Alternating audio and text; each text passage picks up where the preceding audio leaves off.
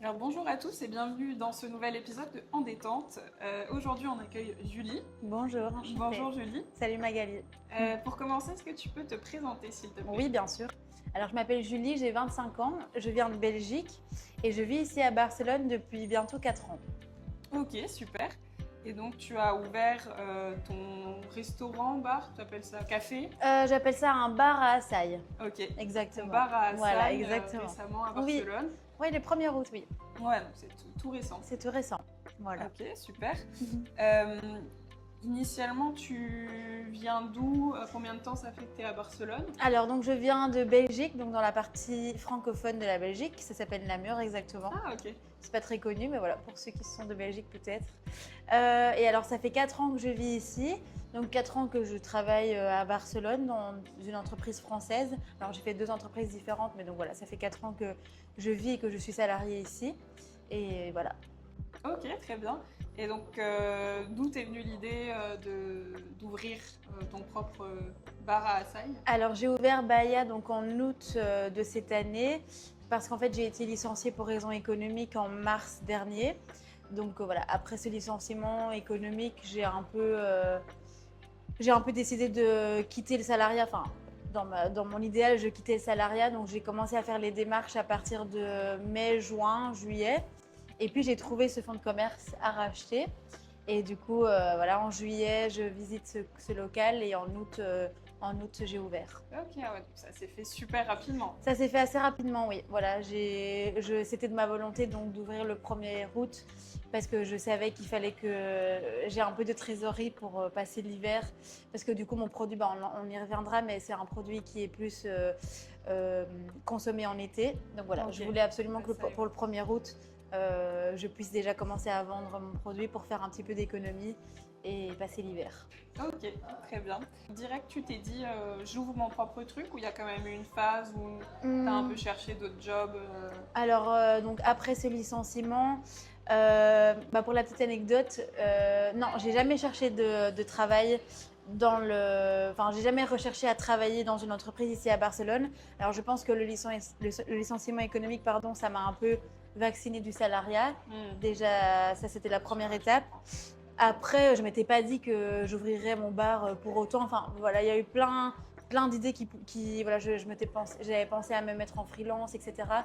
Voilà, je savais pas trop, mais en tout cas, l'anecdote, c'est que je suis allée à la Fnac, je me suis acheté un ordinateur et j'ai demandé une facture. Ok. Et en fait, ce jour-là, je savais que j'allais investir de l'argent. Alors, investir, c'était pas non plus une grosse somme, mais que j'allais dépenser de l'argent et qu'un jour ou l'autre, j'allais le déduire. Ouais, Ok. là, c'était très symbolique pour moi de me dire, je sais pas ce que je vais faire, mais un jour, cet ordinateur, je vais le déduire. Hmm. Parce que ça fera partie de ma société, de ma freelance, je sais pas. Je sais pas ce que je voulais faire, mais du coup, je me rappelle que le gars m'a dit, c'est quoi votre numéro TVA? C'est quoi le nom de la société? Et je me suis dit, mais en fait, je sais pas, j'en ai pas.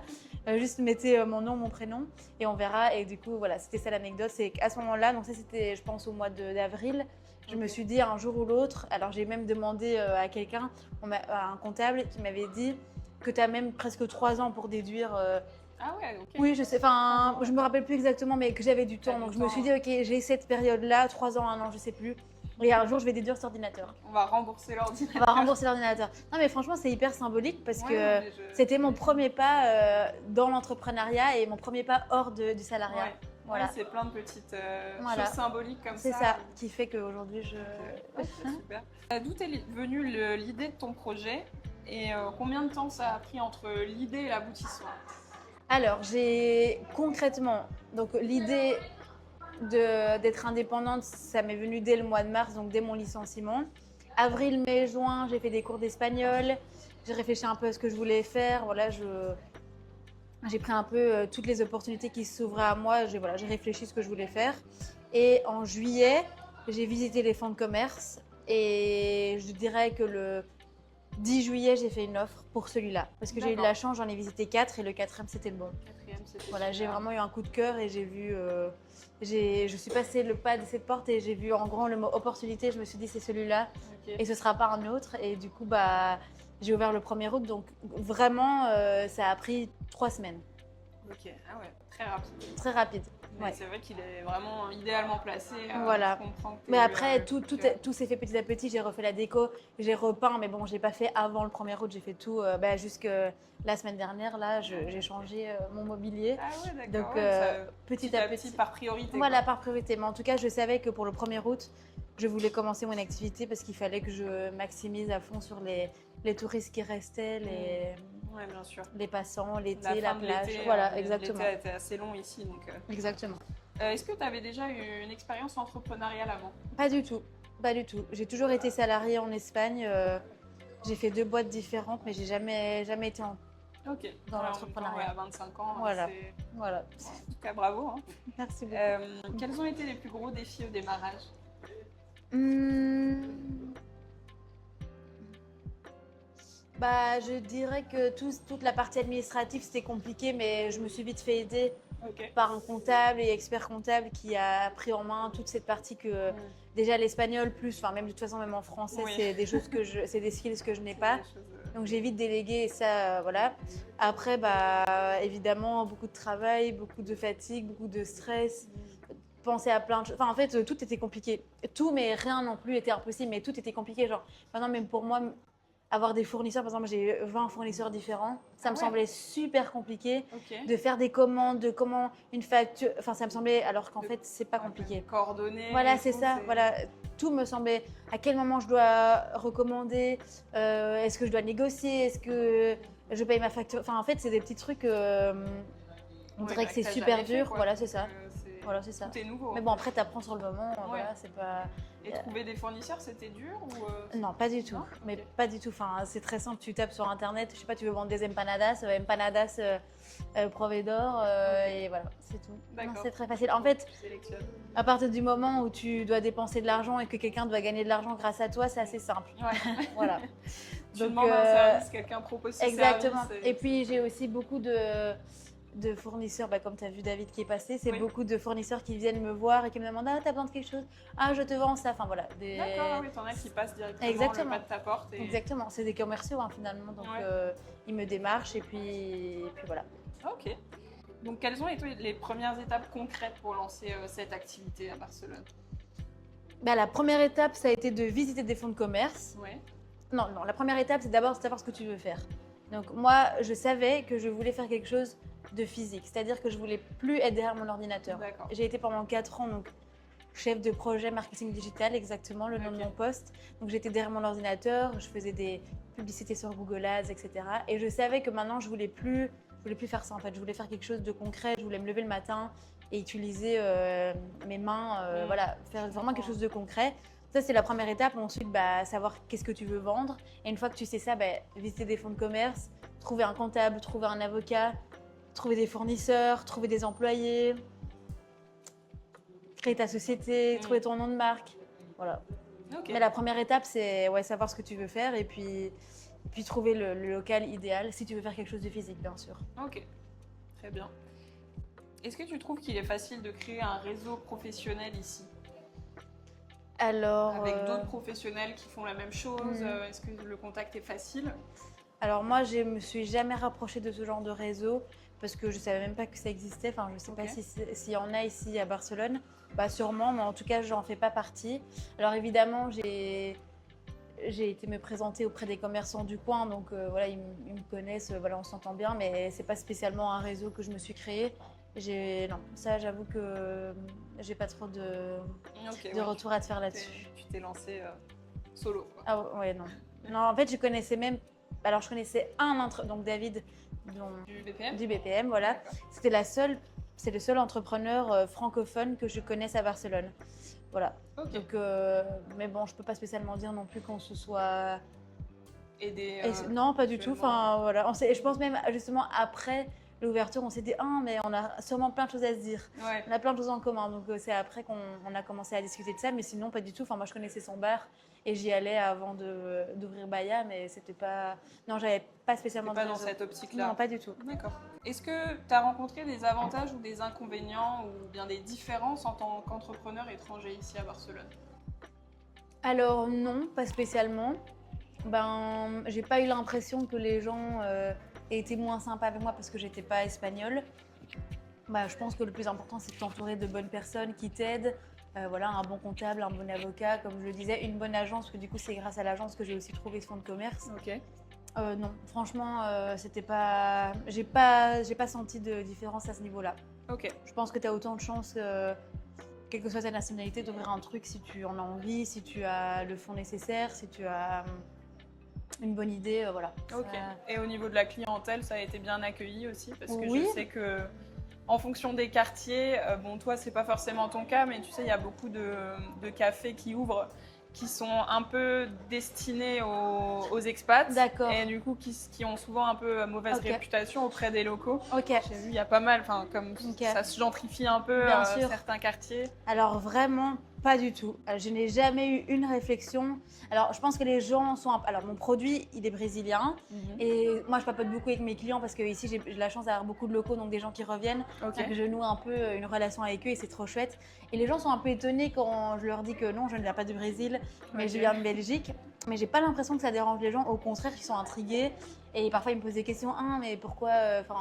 comment vous êtes là? Est-ce que c'est vous la gérante? Voilà, moi j'explique mon histoire et j'ai l'impression que les gens sont contents. Ok, ouais, Alors c'est j'ai eu bien. une fois une réflexion comme quoi j'avais pas de menu en catalan. Je ne savais pas que c'est une obligation d'avoir un menu en catalan en Catalogne. C'est D'accord. vrai qu'aujourd'hui ça me semble logique, mais voilà, ça fait partie des erreurs que j'ai faites au lancement. Je pouvais pas tout faire, donc Ouais. maintenant j'ai mis ma carte en catalan et non, tout le monde est Oui, content. c'est Franchement, j'ai Petite pas. chose à rectifier, Voilà, c'est et puis ça. ça se fait assez vite. Mais ça fait partie de la loi. Enfin, c'est obligatoire. D'accord. C'est pas une option, c'est obligatoire d'avoir une carte en catalan.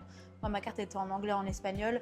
Et voilà, enfin, je veux dire, c'était pas... C'est un peu un détail, mais non, franchement, j'ai l'impression que ça intrigue plus les gens que ça ne les dérange. D'accord. Bon, bah, Après, c'est j'ai bon, peut-être c'est pas- bon à savoir. en Non, tout oui, cas. bien sûr. En tout cas, pas à Poblenou. Mais voilà. Ok.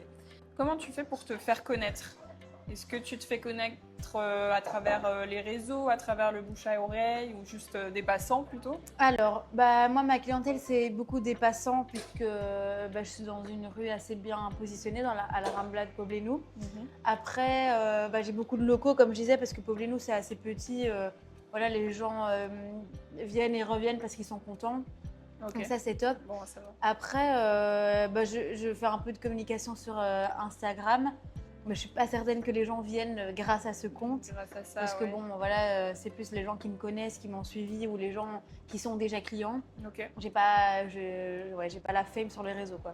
Sinon, ce que j'ai fait aussi au début, c'est j'ai organisé pas mal de collaborations des événements en collaboration avec des clubs de runners, des clubs de sport, des clubs Ok, d'Irox, voilà. Donc ils allaient faire le sport et après. Ils allaient faire le petit sport assaille, et après ils venaient prendre leur assaille et ils avaient une petite réduction. Ah, super. Et ça, c'est trop chouette parce que du coup, bah, ça touche une nouvelle clientèle, ça touche des gens qui sont totalement massifs, étant donné que l'assaille, c'est bon pour la santé, c'est antioxydant, c'est protéiné. Donc les gens qui font du sport apprécient le produit. Ouais. Et voilà, c'est trop chouette. Potentiellement vont revenir. Voilà, exactement. voilà, Moi, j'adore chez faire toi. ça fait du mouvement. Mm. C'est un peu mon côté marketing que je faisais avant, Ouais. que je refais ici, j'adore. Les événements. Ok, trop bien. Mais en tout cas, pour l'instant, ça marche. Pour l'instant, ça bien. marche. Ouais, mais c'est les deux seules choses. Enfin, ouais, Instagram et la collaboration. J'ai pas encore fait Développer ça. d'autres actions marketing, mais Ok. ça finira par arriver, j'imagine. Très bien. Est-ce que tu as senti une solidarité particulière entre expatriés à Barcelone? Alors, pas spécialement. J'avoue que je pense pas que les gens rentrent dans mon bar parce que je suis expatriée. Je pense que les gens ne le savent pas. D'accord. Et j'ai pas spécialement besoin ni envie. Enfin, je ne parle pas de l'histoire de Baya en parlant de moi. Je parle de l'histoire de Baya en parlant de mes produits, Ok. en parlant des bienfaits que ça a Mm. et de l'importance que c'est de manger sainement et en se faisant plaisir, mais pas du tout de mon histoire à moi. Ok. Donc je pense que mes clients, en tout cas les clients qui me posent pas la question, ne savent pas que je suis expatriée.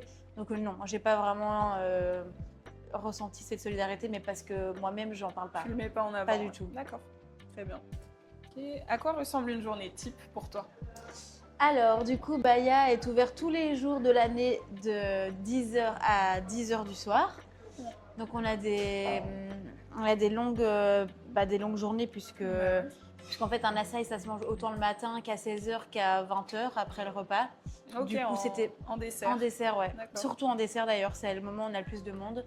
Et le matin. Et du coup, c'était de ma volonté de laisser ouvert aussi longtemps. Du coup, moi, ma journée type, j'ouvre la semaine. Donc, je fais 9h jusqu'à 14h. Et j'ai de la chance d'avoir 2 autres employés. Entre 2 et 3, ça varie de la saison de l'année. qui prennent le relais du coup le soir. Ok, super. Donc, Et le comme ça, week-end, toi, voilà. tu as l'après-midi, le soir pour gérer C'est ça. tout Tout ce l'administratif, qu'elles ne font pas et que les moi je stocks. peux. Voilà, exactement. Ok, faire ton travail De marketing, de de tout. gérante. Alors moi je suis RH, je suis comptable, je suis C'est ça, une fois que marketing, tu es à ton compte, j'ai l'impression voilà. qu'il faut multiplier Bah, les casquettes. Franchement, c'est pas possible de. Enfin, si c'est possible de faire la journée entière, mais pour que ça soit bien géré et puis même pour toi te sentir bien, c'est Oui. quand même mieux de déléguer. Oui, mais je pense que tu as bien fait parce que souvent, j'ai l'impression que les personnes qui ouvrent seules leur structure vont avoir tendance à se dire on va limiter les frais Bien sûr. et tout faire Après, soi-même. c'est pas toujours un choix. C'est hein. sûr, c'est sûr. C'est pas toujours un choix, mais c'est vrai que tout de suite, Bien peut-être se sûr. mettre dans le rouge Bien niveau sûr. énergie, niveau stress, c'est peut-être. Je ne saurais pas dire compliqué. lequel est le mieux à faire. Je pense qu'il faut faire en fonction de ses moyens. Ouais. Mais voilà, moi, c'était possible de faire comme ça et je suis bien contente parce que ça me permet de déléguer, ça me permet de souffler et de gérer tout.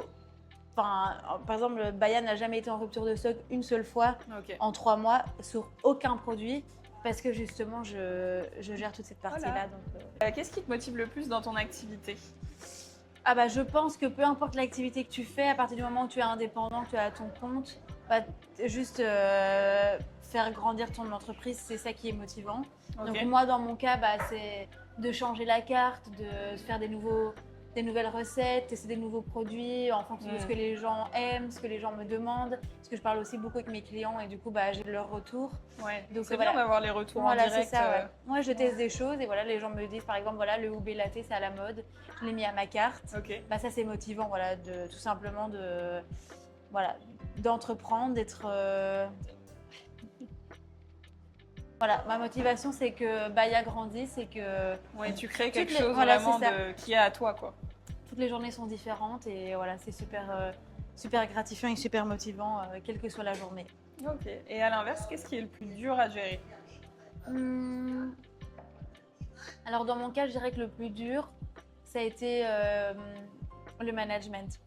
Donc, D'accord. me retrouver du jour au lendemain à avoir des employés alors qu'avant, bah, j'étais dans une équipe marketing où j'ai jamais managé personne, où j'ai Ok. jamais été confrontée à devoir et imposer tes limites et être autoritaire et être sympa sans vouloir évidemment. Enfin, voilà, je me suis vite.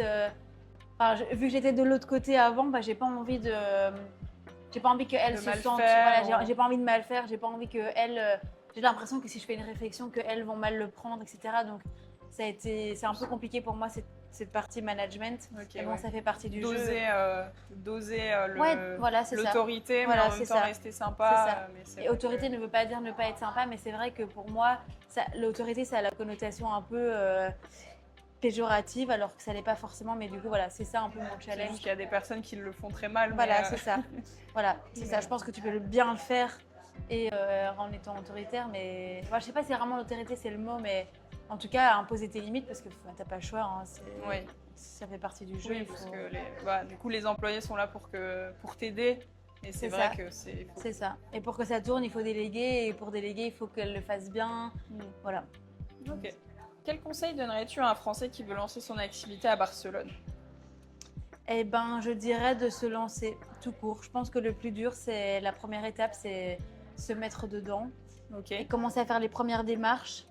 Ne pas avoir en tête que l'idée. Enfin, vraiment de mettre ça en place parce que sinon, je pense que ça crée de la frustration et après de la démotivation et perte de confiance en soi. Le fait de ne pas oser, de ne pas le faire.